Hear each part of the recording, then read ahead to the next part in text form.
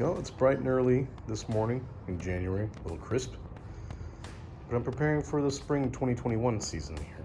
So I've got my little peat pods here, which I'm trying for the first time. It seems like the most cost-effective way to get these seedlings. There's 36 in a 10 by 20 in here. And then the Jiffy peat pellets, and actually pretty affordable, like $3 or $4 at the Home Depot.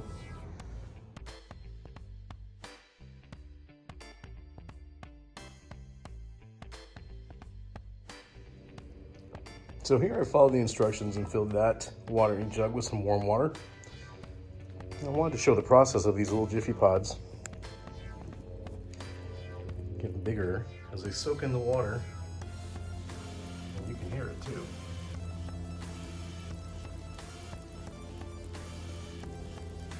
As it happens. Kind of start off looking like that guy. That guy looks like he's gonna be an afterthought here, but the rest of them are all rising. Like little biscuits or muffins, right? Pretty cool. So, well, I've got my daughter in my arms, so you might hear her chiming in. But according to this, it says prepare the pellets. You pour more water than you need to, and you dump out the rest. But this stuff is so flimsy that I think that if you start dumping water out and angling this in any way after they've all grown, you might start dumping some of that peat out. And, you know, that's not cool. So I'd rather just pour water as it's needed. And as you can see, these are fully grown. I haven't had to drain any of the water. And I did the same job. Well, here we're gonna start with collard greens, which I love, man. Braised collard greens with garlic onions. Oh, goodness gracious. Anywho, so I don't just put the seeds from this packet into these things. I think they can get a little messy. You can put more than one seed in there if you're trying to be seed conscious like I do. I upcycle and reuse everything. This is my labels tray, and it's being used as a seed tray. It's got a little angle at the end, and I can pour the seeds out into my fingers. It's actually pretty useful. So this is what I do here. Some of these seeds can be pretty small, so I pour some in there, and whatever I don't use, I pour back in the packet and I store for later. So this is what I'm doing. My fingers are a little wet, so I grab a seed, as you can see there. I take it, and I literally just drop it in the hole. Make sure it's not still stuck on my finger. And seal it up. I've done this row already. This entire row is going to be collard greens, so hopefully we'll have all of them spring up. This second row is going to be dragon tongue beans, which I've heard are really good. There are other YouTubers that insist on growing these, and they swear by them to say that they're delicious. So I'm gonna try my luck here. A whole second row, several plants. And again, 2 more trays. This one with a bit more. This one with a bit less. I'm gonna probably put peppers or the tomatoes in here, get them started.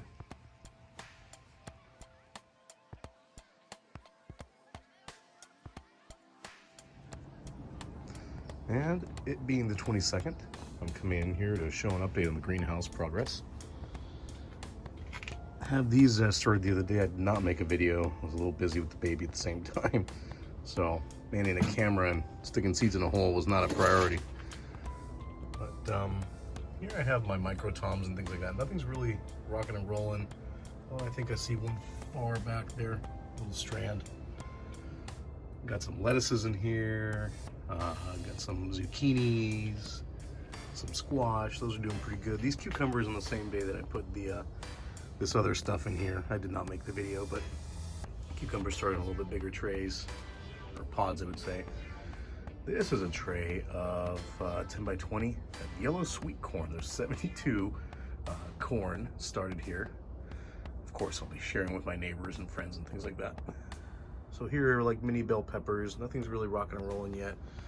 The dragon tongue beans, you can see them poking out of the top there, so they're starting to take off. Collards. These Thai purple long beans, man. Those are gonna be really cool. And this pepper yellow monster, well, that's the way I have it written, but there's like monster yellow bell peppers. About 8 inches long, about 3 inches wide. Nice bell peppers. Here we have some Looks like poblanos, more peppers, like I said earlier, and we have some brandywine tomatoes. This is my tomato and pepper tray. So Martino's Roma, they look pretty good.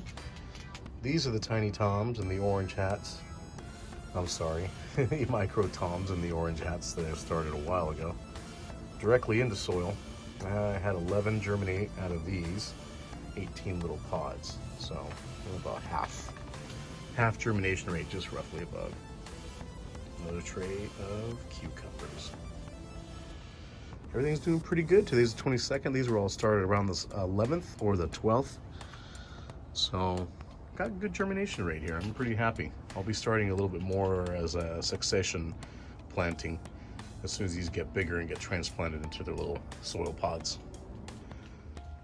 One thing I do have is a RF temperature remote sensor that's linked to like a weather station inside the house, and it tells me the temperature and the humidity in here. It's kind of good to keep track of that kind of stuff because in warmer days this place can get horrendously hot and just kill everything that you're trying to do. So it's good to keep track of things like that.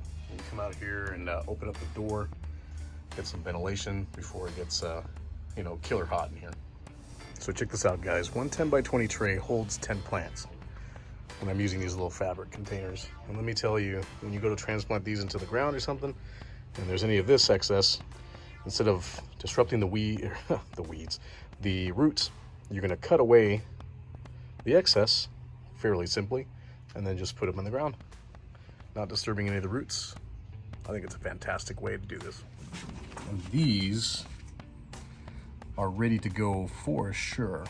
This is a dragon tongue bean, so it's pretty simple. Make a little hole in here, and just plant the Jiffy pot in here. I'll show you. And just mix in the soil so it covers it up a little bit. And voila. Yeah, dragon tongue bean transplanted into its little pouch. I'm going to do that with all of them now. So here you have it, guys. The dragon tongue beans have been transplanted. I've also got some tan purple long beans, the ones that grow about a yard long. Those are transplanted too. So you wouldn't normally do this. You'd probably just take these in their little pods after they've sprouted and grown about this big and put them in the soil. But unfortunately, I don't have the soil to go into my 8 by 4 foot by 12 inch deep planter that I built. And I also have a video on this channel for. So kind of extending my transplant time into that planter by doing this a little bit. Almost done, guys, here with 10 little fabric containers, the soil in there. Again, I'm using the Kellogg Organics, the potting mix, raised bed potting mix, which is damn good for the price. It's about $8 at Home Depot, but you get 2 cubic feet, and boy, it goes a long distance. These are the Martino's Roma, which look pretty cool. We had 100% germination on them.